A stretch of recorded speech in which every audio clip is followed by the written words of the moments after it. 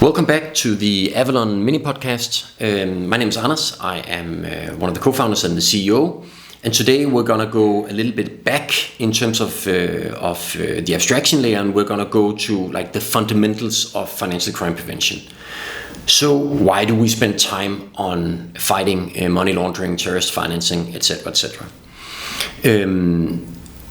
So in terms of just looking at the landscape, what is actually financial crime and what are we trying to prevent? Typically, you can split it into 5 main categories. One thing is money laundering. Here we are very focused on where are the money coming from. So are they coming from something illegal and being tried to turn into something legit? Then we have the second part, which is terrorist financing.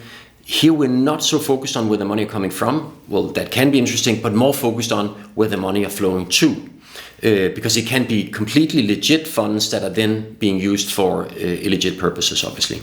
These are often smaller funds, so smaller amounts, so to some extent very different from money laundering. Then you have bribery corruption. So how do we secure that people in power don't misuse that power for their own benefit?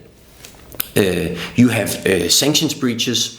This is where the world goes together in groups in terms of UN, OFAC, etc., and they design sanctions to hit a certain person or country or region. It can be many things in order to achieve some sort of common purpose. So here trying to say, hey, everyone, let's go in the same direction. Let's not trade with this country or this person, whatever it may be.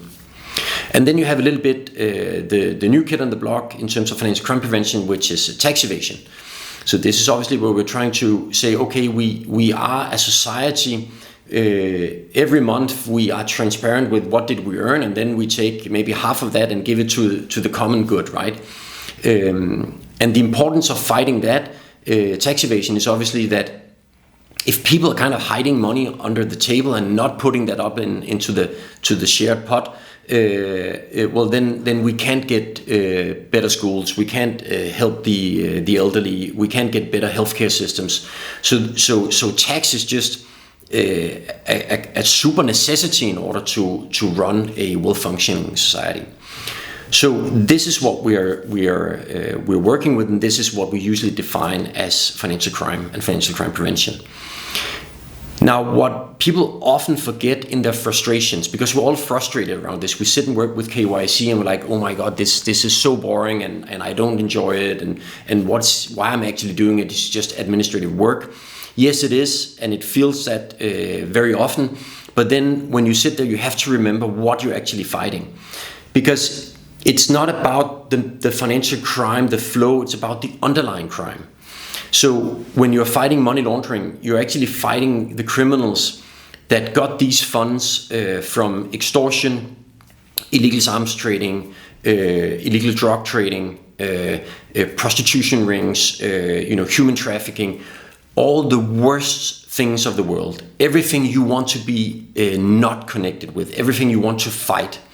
So just think about that once in a while. The same goes with terrorist financing. What are we trying to avoid? Well, we're trying to avoid with any means we can that these funds end up in some sort of a car bomb or a terrorist attack in a mall somewhere around the world, whatever it may be.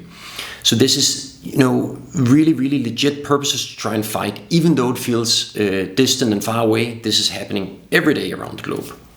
So try and remember that at least at some sort of motivation when you sit and work with it.